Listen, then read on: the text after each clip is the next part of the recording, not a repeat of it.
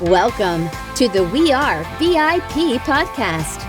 Each week, your host, Casey Hasten, Director of Recruiting at VIP, will bring you valuable insights from thought leaders, introduce you to incredible companies, and bring you tips for landing your dream job from our team of executive recruiters at VIP. And now, Casey Hasten.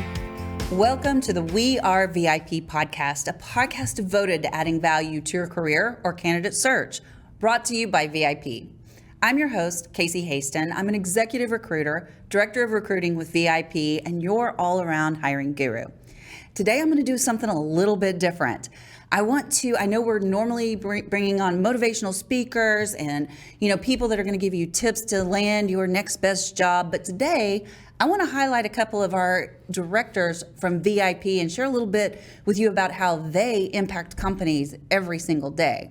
So today on the show, I'd like to welcome Adam Tauzel, Managing Director of Client Services with a focus on finance, and Kimberly Compton, Managing Director of Client Services with a focus on accounting. They join us from the Solutions Division of VIP, a relatively new division, which provides finance and accounting consulting, interim management solutions, pre and post acquisitions consultings, and private equity solutions. Thank you for joining us today. Thank you. Yeah, thanks for having us. This has been a long time coming. It has. I mean, this is months and months and months. Yep. Actually, it's probably been years we've been trying to get Matt on here, and that's just not happening. Yeah, good luck. Yeah, so I was going to kind of do a tongue-in-cheek to get started, because one of the first questions I typically ask people is, how did we get connected? But, Yeah. I think that's pretty obvious since we work together, and it's pretty exciting. But, I'm excited to sit here with both of you today because I don't typically get to see you guys in the office. That's true. If you do, we're on phone calls working with clients. I know. It's like constant webcams in your face, earbuds in. That's how I know you people. So, I mean, are you sure you can have a conversation with me? Yeah. I'm not sure, but we'll see how it goes. So, Kimberly, you were telling me that you were like coming in hot today from one of our clients. Yes. And I mean, we serve people all across the U.S. and even up into Canada, but I feel like your client wanted a shout out today. They did. Trident Pro Systems. So they're in Gainesville, all the way almost to Oklahoma. Yeah. It's so like it was 5 minutes from Oklahoma. It is. Yeah. Like could throw a rock for sure and hit it. Yeah. Yeah. And just so everybody knows, we are in Dallas. That's a long ways for you to come for this podcast today. It was worth the trip, though. I'm glad to be here. It's a cool studio, isn't it? It is. Very neat. I think we were not so sure it was even recorded. This is fun. Yeah. Do you think we were going to go live? A little. Well, I don't know. I was like trying not to prepare too much because I would just stress myself out. So, No, we're just going to have a conversation. You guys know your stuff backwards and forwards. So I'm just here to be your guide and to help you. But once y'all start talking, I'm going to be like, excuse me. Still here. No, I'm just kidding. So Adam, what's a project you're working on right now that you're super excited about? Geez, we have a client of ours that's working on a cash flow forecast. They've had some recent acquisitions, and they are trying to fully understand what their operating schedule looks like and how they're going to perform after they've made this acquisition. Wow. Yeah. There's a lot. That's a lot. A lot of assumptions, a lot of working and talking with people to make sure you fully understand how things are operating and how things are working. Gotcha. Okay, so Adam and Kim, you both lead our finance and accounting divisions of our solutions group, which has been, how long ago did we establish that? 6 years ago? No. 6. Oh, I guess it has been 6 years. It has been around. It's moving fast. I keep thinking it's new. Yeah. Because it had just gotten started when I started at VIP. We're right past that startup stage. And we are growing so fast. That's the other thing. We've been around, and we were talking about a year ago, while we had a decent group of people about a year ago. We have just continued to take on new clients and to bring on new team members. Yeah. So our group just on our side has grown exponentially. Yeah, on the direct hire and contract side, which is where I sit, it's kind of like the running joke because, we have a phone list, right? And it's like every other day we get a new phone list and we're like, okay, who did solutions hire? And most of the time we don't even know who the person is because you guys don't come to the office that much. Yep. Yeah, we're on the go constantly. Yeah. Working with clients or on back-to-back meetings. So tell me a little bit about what are some of the key services that are most impactful for our clients? Adam. So I'd say for the finance group, it's primarily budgeting, depending on what time of year it is, forecasting, cash flow, and other sort of project-specific needs, as well as analytics. But on top of all that, it's us working with our clients and making sure they have a relationship with you or any of our other executive recruiters to make sure they are meeting all their team needs as we're expanding or making any adjustments to the overall operating model of the companies. Well, and I just had a really interesting conversation today with one of my clients right before we came in here. And one of the things, and we work in tandem with our BDMs and our business development managers, and I know you guys do too, but, when we finally got the job description right before we hopped on the call, they were like, oh, they want this person to have NetSuite implementation, but you don't need that for the long term when you're hiring. So it's easier to hire somebody that doesn't have that and then bring in a supplement solution like you guys to do the NetSuite implementation and serve that need right there in the moment. So that's kind of where you guys fit in, like the plug in the puzzle piece, right? Yeah, that's a great example. We're very project focused. Yes. So we are here for a very specific purpose. We have different tasks that we're conquering for those projects, those ones that you just feel like you can never get off the plate, right? Like they always still continue to fall onto that project list year over year because you already have a full-time job that's day to day. And so we're here to help conquer those projects and then transition it over. If that requires a full-time person, if that's what that turns into, then we use people like y'all on our team to help find those people and transition it over to them. And I think that is so interesting that y'all, and it's such a unique concept, I think, that we have like this whole in-house solution, right? That, we can come in, we can fix your need, and I know one of the things that you're known for is like if somebody's month-end close is long, you come in and you tidy it up. And I, haven't been in accounting way, way, way long ago. I know the month-end close, and if somebody tells me they have a 10-day month-end close, I'm like, what? Because I did a 3-day close, and I'm just like, I'm not going to say stupid, but that's a long time. You're like closing all month almost. That's actually better than most of our clients. That's better than most, yeah. We have some that are excited 21-day closes. Or don't close at all. Don't close, yeah. It's a perpetual close. True. Right. Yeah. I'm so glad I'm not doing accounting. So Adam, you recently came back from was it ACG's Texas Capital Connection in Houston? Yes. Tell me a little bit about this and what you're seeing coming from the PE space and why that's important. Yeah, it's a great opportunity and unique conference. Happens every other year in Houston and in Dallas. It hopscotches back and forth, and it's where private equity and other sponsors, as well as a lot of service providers, come together and are really able to connect with people that might be out in the market looking to sell their business or raise capital. And we spend a lot of time working with private equity groups or the companies that are owned by private equity groups where, and it's just a good source of business for us. And it was interesting given where we are in the economy and how things are moving. We have a lot of groups that are active out in the market that are looking to hire, looking to purchase new businesses, looking just to stay busy. And then we have others that are sort of slowing things down a bit, just waiting to see what happens as the economy and market really sort of, I'll say, settles maybe a little bit. But it's really interesting because we are able to service those clients on both ends of it, depending on where they are in their investment strategy or the companies in their life cycle. We're able to assist them in all steps throughout that. So it was fruitful and a good conversation to have. So how long were you there at the conference? 2 long days. I just got back from a 4-day conference, and I'm just like, mind is melted still. No doubt, yeah. Did you do anything fun while you were there? We had a couple client dinners and events.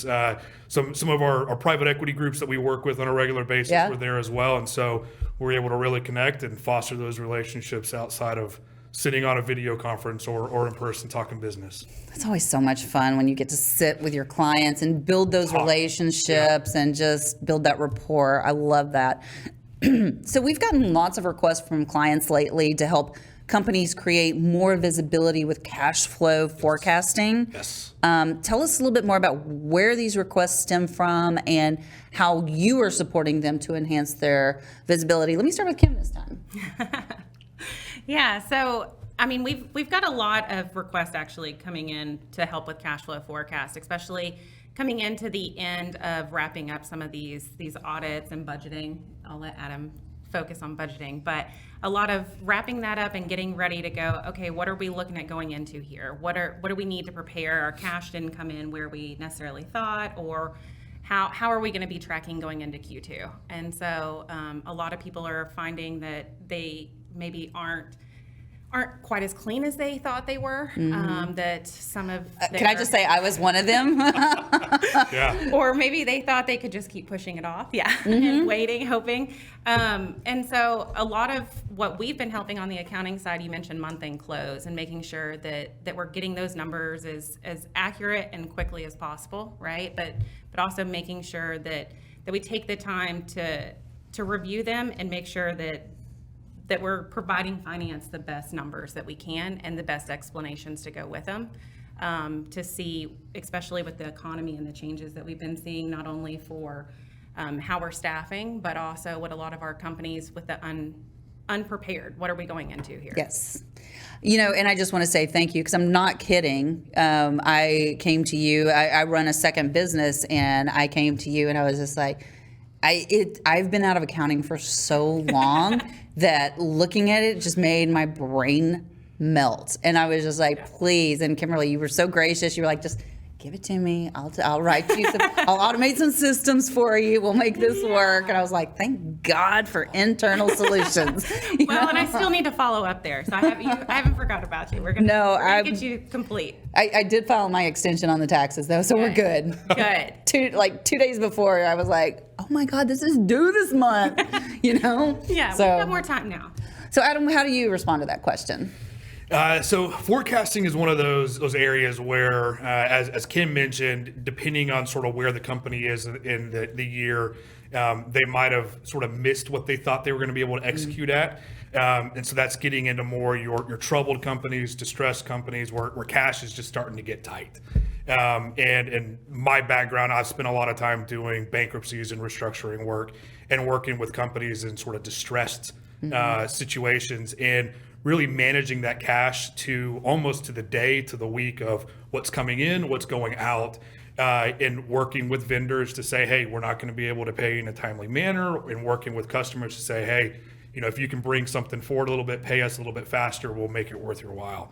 The flip side of that is when you've had a company that's gone through a point of transition. Sometimes with a lot of our clients, it's through an acquisition, or they've acquired another business, or just have had some major transition or transformation in their sort of their year or their life cycle, where there's just new environments, new assumptions, new things that factors you need to take into consideration, where it gives the visibility to ensure you're tracking where you need to be. And it provides private equity groups the visibility of the companies they're working with to make sure that, hey, do we have enough capital in that company to be able to operate to what we're all hoping that they're able to. So it happens throughout the entire time and sort of life cycle of a business, healthy, troubled, and just even project-based, where they're looking to make a new investment in something. And what does that mean? We want to create a new factory or a new warehouse or a new location. What do we think that might impact on our cash going out and our revenue coming in? Yeah, Adam and I are actually working on one of our PE clients right now together, and they're in the healthcare space. And so they have a pretty rapid growth strategy. Yes. And so that's where a cash flow forecast really comes in handy, right? As well as a lot of their complexity is in being able to recognize revenue correctly, making sure that on their cash flow forecast that our accounts receivable are in fact correct, so that we actually know what we can anticipate from a collection standpoint that's going to be feeding that cash. So it is something that helps across all industries, but especially when you have a high cash turnover. Yes. I think that's so interesting that you brought that up. And I want to kind of turn to one of our latest tools that we are rolling out, which I thought, and I love that we did a company-wide training on this, and that because it got me excited, and it helps me able to listen for those keywords. I couldn't talk to what it was doing, and thank you for hopping on that call with me the other day. Yeah. But I could recognize enough verbiage that I could see the need where this would plug in. So tell us a little bit about what you're doing with the Power BI, and is this something you see companies moving towards in the next few years? It is, and it's been out in the market for a while. It's always been cost prohibitive. It's been high dollars. There's other competitor solutions out there that have been even more expensive and or complicated.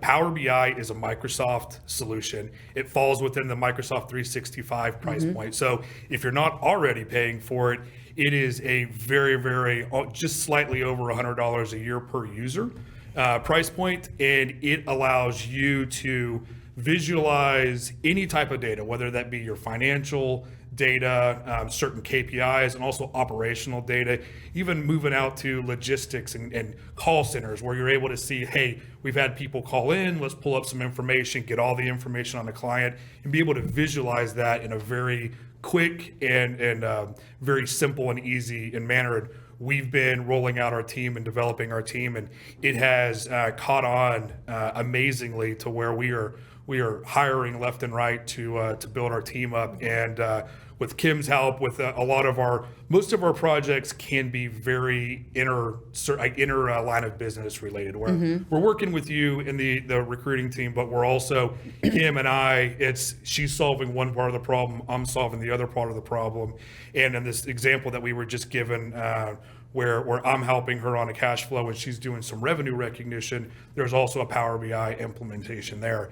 And it's critical that she gets all of her information up and running correctly, and it's accurate and timely. And where you've had historically, and I've done this, where I've sat for days and weeks waiting for month end to close.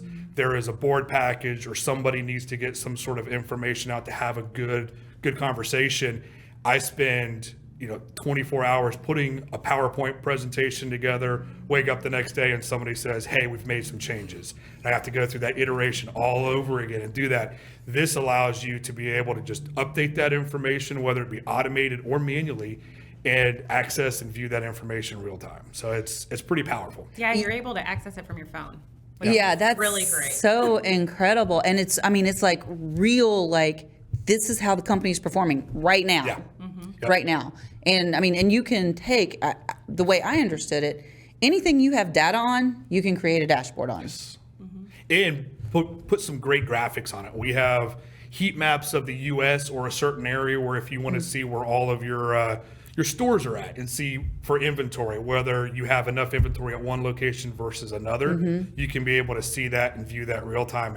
And that's been the great thing is with all of our team that we have with Kim, myself, and the rest of our team, we're able to help visualize and talk our clients through the best way to show that information, in addition to leveraging what they've already created, and then put that into Power BI and make it something where just with just a couple clicks, you can have it live and update. Yeah, what's really neat about and different with our company is that we're walking alongside not only our clients, but also our team that's building out Power BI to ensure that the client is getting those KPI dashboards that they're looking for. So they get the support of us helping make sure that we meet those objectives. Yeah. Well, and if I remember correctly, it's not just one data source that it pulls from, correct? That's the great thing with it being a Microsoft solution. It's able to pull from almost any different source that normal other Microsoft solutions can leverage. It can pull off of HR information, inventory, multiple accounting solutions, as well as you can even just manually export it. And there are underlying solutions within Power BI that you can have very, very dirty data that you're extracting out of a solution.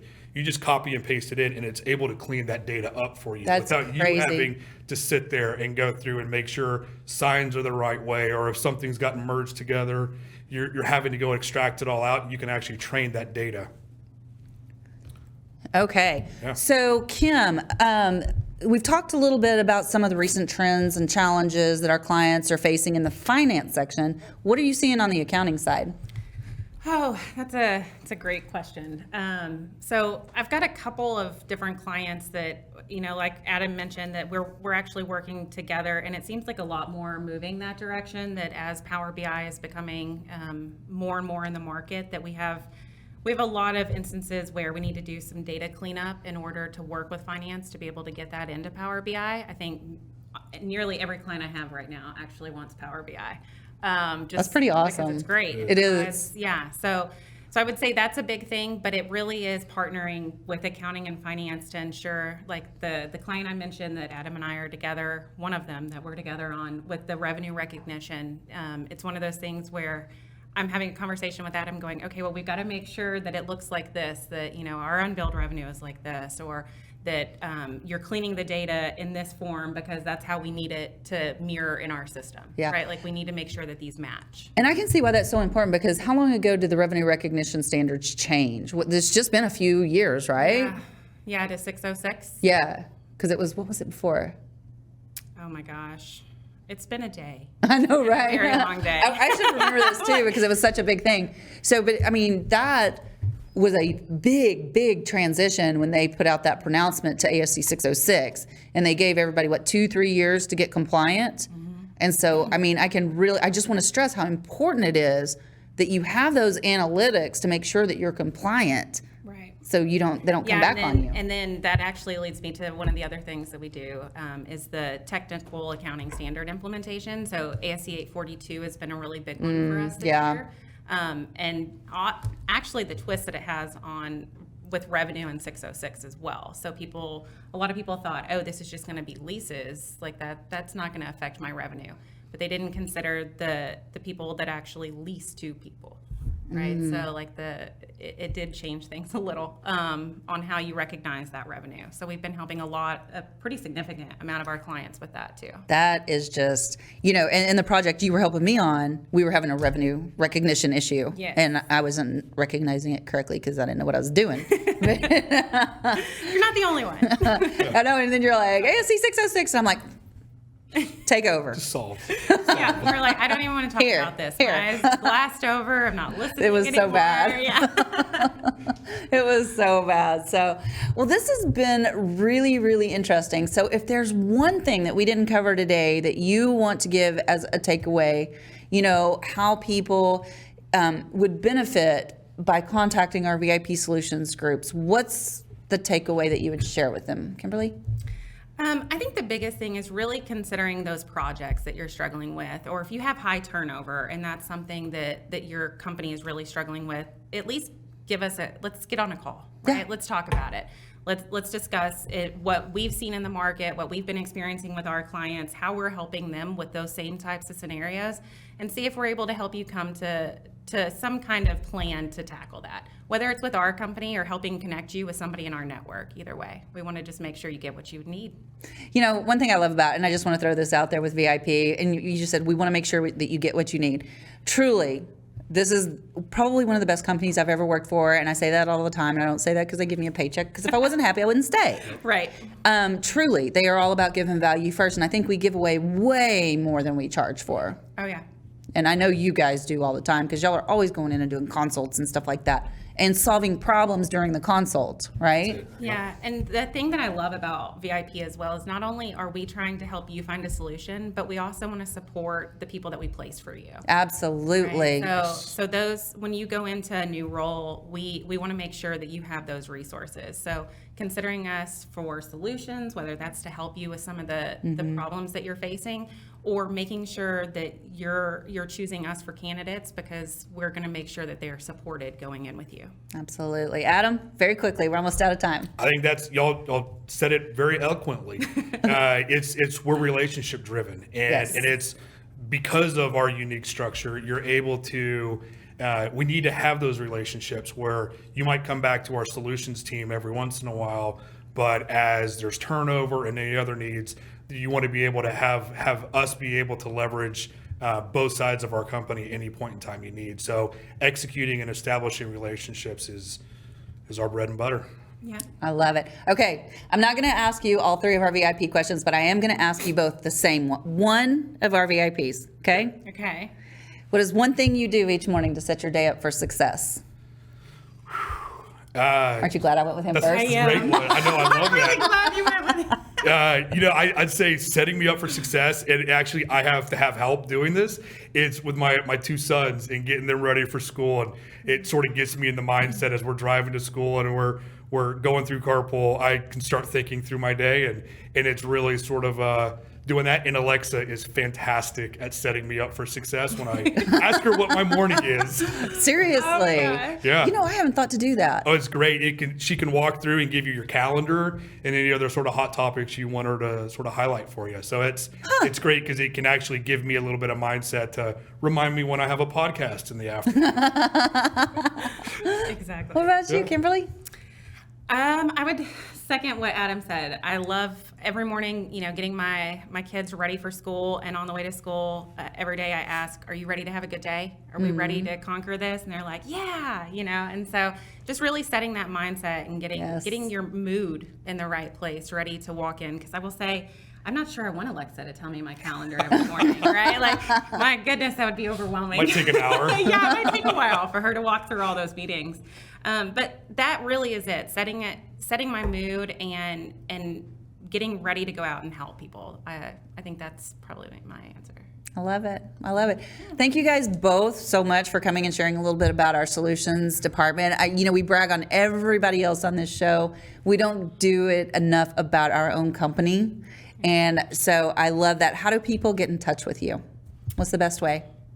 Well, I guess our contact information is definitely on our website, and that would probably be a great way to reach out. We're also on LinkedIn. Yep.